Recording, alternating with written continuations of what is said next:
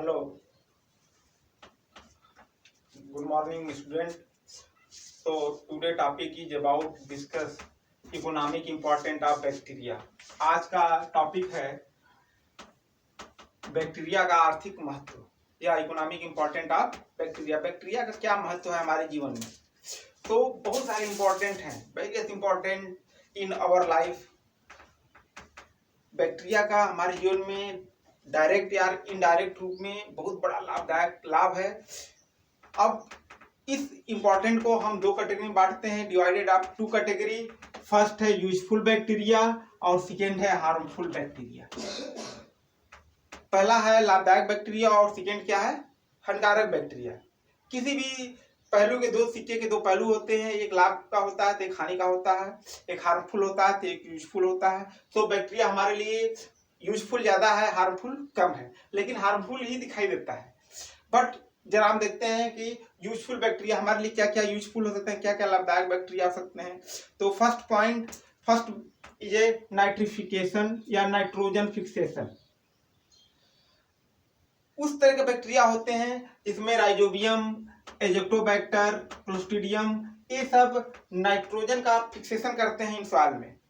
जितने भी आप लेग्यूम क्रॉप की बुआई करते हैं तो उसके नोड्यूल्स में नाइट्रोजन का फिक्सेशन कर देते हैं, जिससे सॉइल आपकी फर्टाइल हो जाती है और उसकी उर्वरा शक्ति बढ़ जाती है।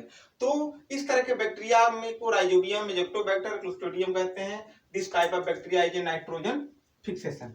राइट। नंबर 2 है नाइट्रीफाइंग बैक्टीरिया, जो नाइट्रोसोमनास, नाइट्रोबैक्टर, ऑक्साइड अमोनियम कंपाउंड्स, इस तरह के बैक्टीरिया डायरेक्ट नाइट्राइट को नाइट्रेट में कन्वर्ट कर देते हैं, जिससे हमारी भूमि में नाइट्रोजन की क्षमता बढ़ जाती है और सॉइल उर्वर हो जाती है, प्लांट अच्छे ग्रोथ करते हैं, जिससे यील्ड ज्यादा होती है।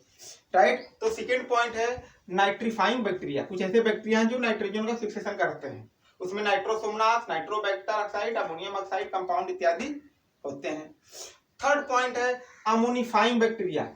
Bacillus species decompose dead animal. जितनी भी आपकी डेड और प्लांट हैं, एनिमल्स हैं, ह्यूमन बॉडी है, इंसेक्ट पेस्ट हैं, जीव जंतु हैं, उनकी बॉडी का जो होता है डिकम्पोज जो करते हैं बैक्टीरिया, और उसमें अमोनियम जो बैसिलस स्पीशीज होता है उसी वही डिकम्पोज करता है डेड बॉडी को, और धीरे धीरे आपको डेड बॉडी डिकम्पोज होते और भूमि में मिल जाती है।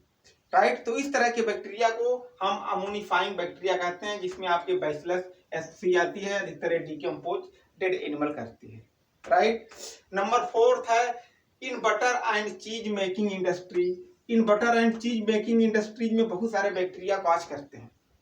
दूध से दही बनना, मक्खन बनना, चीज बनना, घी बनना, ब्रेड बेकरी उद्योग में बहुत सारे में बैक्टीरिया का यूजफुल है। जैसे जनरली आप देखते हैं कि लैक्टोबाइसिलस एक प्रकार का बैक्टीरिया होता है, ये सबसे ज्यादा योगदान करता है।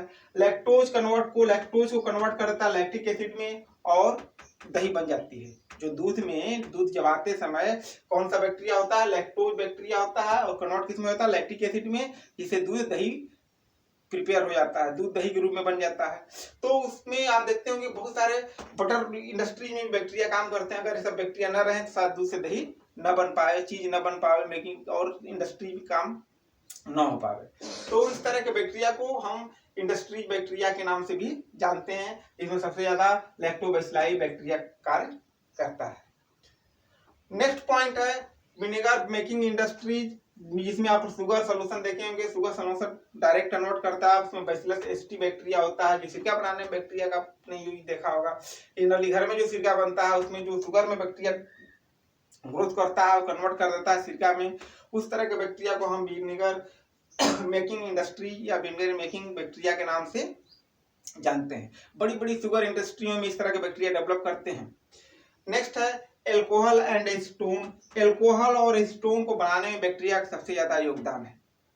अगर बैक्टीरिया न रहे तो शायद एल्कोहल और स्टोन बन ही न पावे, जो हमारे दैनिक जीवन में सबसे ज्यादा उपयोग किया जाता है। नेक्स्ट है टोबैको करिंग। टोबैको की पत्तियों में बैक्टीरिया का योगदान है। टोबैको की पत्ती अगर बैक्टीरिया न रहे तो करिंग नहीं की जा सकती, ऊपर उसकी पत्तियां तोड़ के करिंग की जाती है, इसमें बैक्टीरिया का सबसे बड़ा योगदान है। राइट। उसी तरह टी करिंग है, टी करिंग में बैक्टीरिया का योगदान है। टी करिंग पत्तियों को टी के रूप में कन्वर्ट करना बैक्टीरिया के द्वारा ही अधिकतर होता है। नेक्स्ट है टैनिंग ऑफ लेदर, लेदर को पे कन्वर्ट, लेदर पे रंग चढ़ाना, लेदर को कई रंगों में कन्वर्ट करना बैक्टीरिया के योगदान के द्वारा ही होता है। शायद बैक्टीरिया न रहे तो लेदर को अलग अलग रंग चढ़ाना इम्पॉसिबल हो, राइट। नेक्स्ट है फाइबर रेटिंग, फाइबर रेटिंग में आपने जूट पढ़ा होगा, सनई पढ़ा होगा। देखिए जूट, जूट, सनहेम्प, फाइबर इत्यादि में बैक्टीरिया डेवलप करते हैं, डिकम्पोज करते हैं, जिसे सनई प्राप्त होती है। तो उस तरह के बैक्टीरिया को हम फाइबर रेटिंग बैक्टीरिया कहते हैं।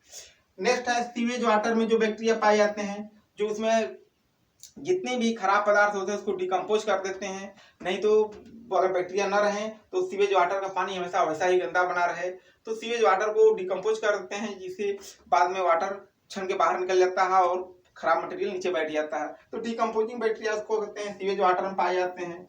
नेक्स्ट सबसे ज्यादा योगदान है हमारे जीवन में तो मेडिसिन बनाने में बैक्टीरिया का।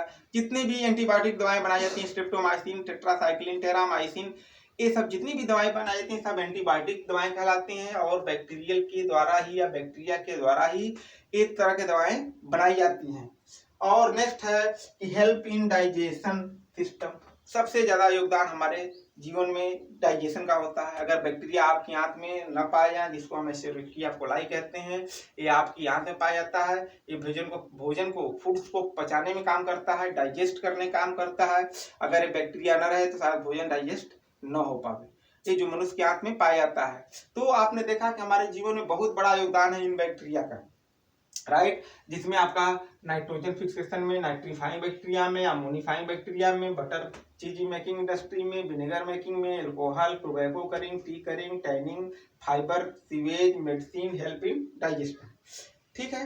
नंबर 2 जो है हार्मफुल बैक्टीरिया। अब जितना हमारे लाभ होता है कुछ हानि भी होते होंगे बैक्टीरिया के द्वारा, उस तरह के बैक्टीरिया को हम बोलते हैं हार्मफुल बैक्टीरिया। जैसे फर्स्ट है पैथोजेनिक बैक्टीरिया में आपका आता है मैन काजेज डिजीज, जो हमारे आवर बॉडी पे डिजीज कॉज करते हैं बैक्टीरिया, उस तरह के बैक्टीरिया को हम also called in man causes bacteria कहते हैं, right. Also called in man causes bacteria. Like TB, TB जो रोग उत्पन्न होता है, ट्यूबरकुलोसिस माइकोबैक्टीरियम होता है।